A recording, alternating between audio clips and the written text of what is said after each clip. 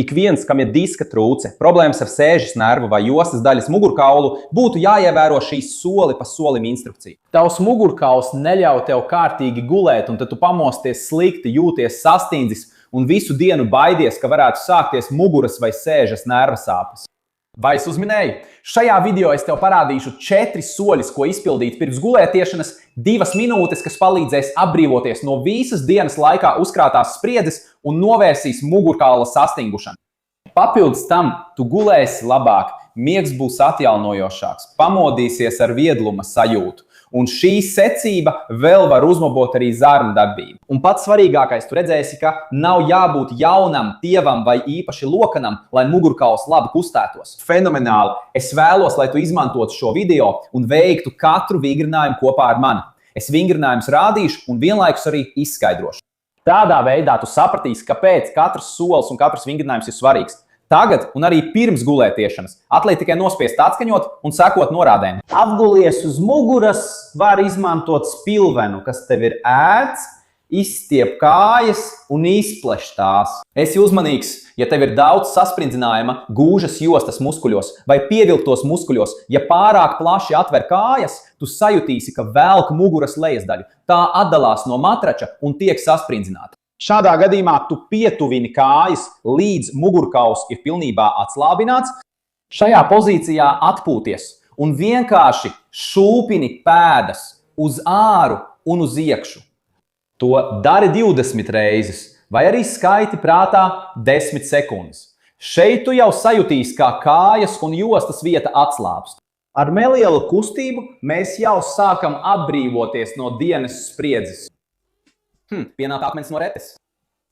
Otrais solis. Mēs atslābināsim piriformo muskuli un sēžas nervu.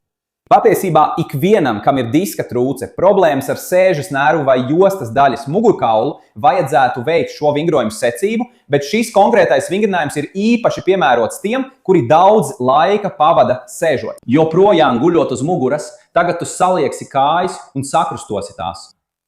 Es vēlos, lai tu justos pēc iespējas ērtāk. Tāpēc šeit tu vari regulēt augstumu ar apakšējo kāju, vai arī vari regulēt otra ceļgala augstumu, atslābinot otru kāju. Labi? Vienmēr, lai tev būtu pēc iespējas ērtāk. Šajā pozīcijā mēs virzīsim pēdu pret matraci. Ja tu nevari pieskarties matracim nekas, ej tik tālu, cik ir ērti. Aiziet, mēs šo kustību izdarīsim 10 reizes bez steigas. Uz matraci un atpakaļ. 2. 3. Ideja šeit ir tāda, lai mēs varētu atbrīvot jostas daļas mugurkaulu un gurnus. Tātad jūs jutīsiet, ka ar katru kustību jostas daļa kustās arvien vairāk. Brīvāk, vieglāk, dabiskāk un sēžas muskulis atslābst, gurnam kļūst labāk. 6. 7. 8. Ja esmu pārāk ātrs, dari savā tempā, labi? 9. Un 10. Šī vingrinājuma labā puse ir tā, ka jo trakāka bijusi tava diena, jo vairāk tu sajutīsi šo atbrīvošanos un dziļāku relaksāciju. Darīsim to ar otru pusi. Ej, un atpakaļ. 1, 2, 2. Tas ir tā, it kā mēs šūpotu mazuli, vai ne? 3. 4. Ja tev ir ļoti grūti iet uz priekšu un atpakaļ, ja tu pielieto pārāk daudz spēka, mēģini atvērt rokas šeit. Tas tev dos lielāku stabilitāti. Labi? 7. Un, draugi, tas ir vienkārši lieliski. 8. 9. Un 10.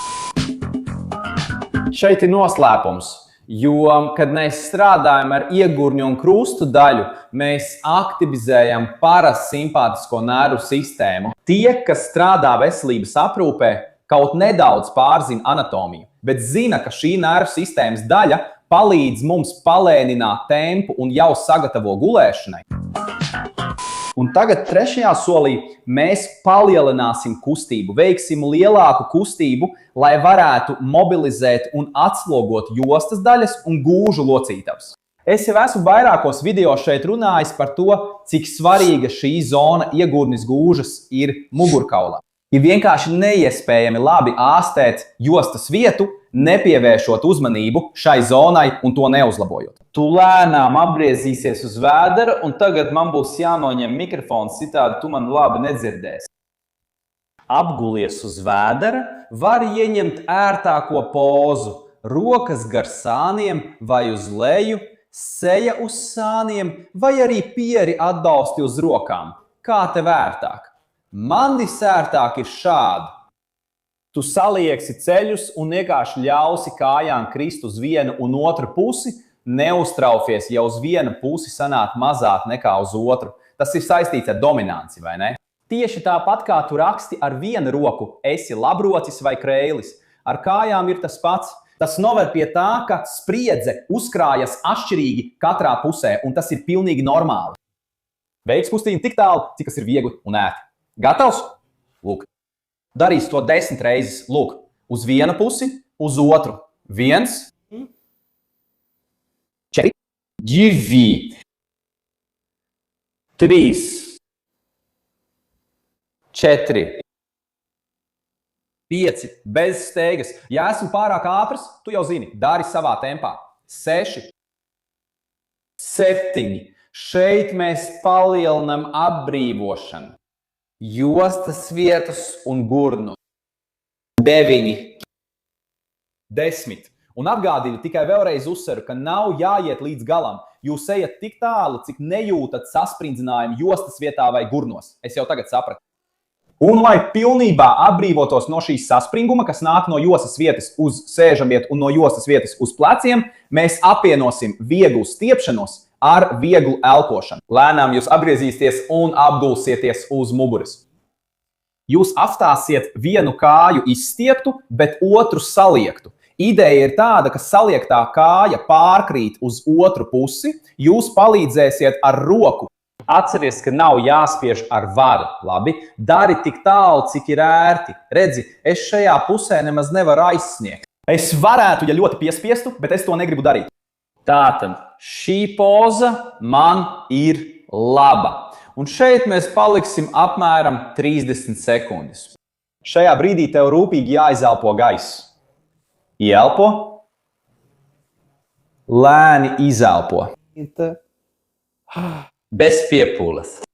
Ja tev ir laba ķermeņa apziņa, tu pamanīsi, ka brīdī, kad tu izelpo gaisu atslābināti, šī atslābināšanās izplatās pa visiem ķermeņa muskuļiem, ieskaitot piriformas muskuli un sēžas muskuļus šeit sānos.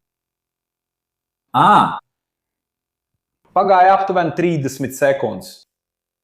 Ja gribi palikt vēl mazliet, vari to darīt. Tas ir tik garšīgi.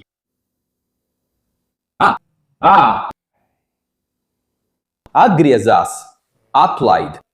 Pagriez ķermeni, neko nepiestied. Un mēs mainīsim kāju, kas bija saliekta izstiep, kāju, kas bija izstiepta, saliec. Un tagad mēs kritīsim uz otru pusi. Lūk. Roka palīdz. Otra puse man bija saspringtākā. Atceries, es runāju par atšķirību starp labo un kreiso pusi. Katram ir viena kāja, kas ir dominējošā.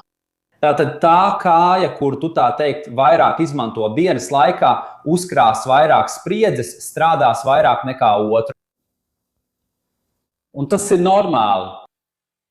Tā ir ar visiem. Atceries par brīvu elpošanu, īpaši pievēršot uzmanību izelpai.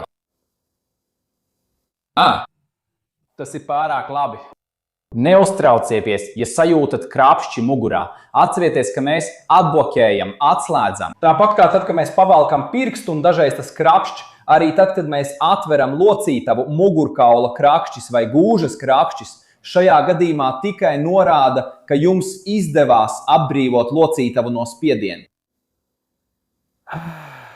Un pagājušas ir 30 sekundes, un nākamais solis, lai uzlabotu visa mugurkaula veselību, ir stiprināt pareizos muskuļus. Un labākais veids, kā es zinu to izdarīt mājās, ir šajā video. Vienkārši noklušaniet, lai skatītos. Un jums, kas nostatījāties līdz beigām, ir īpaša dāvana. Šis video ir visa šī secība, ko mēs šodien redzējām, bez pārtraukumiem, lai jūs varētu nospiest atskaņotāju un izpildīt pirms gulētiešanas. Tas ir īpašs video, ko jūs varat atrast tikai šajā ekrānā. Es šeit arī atvados. Liels sveiciens un līdz nākamajai reizei!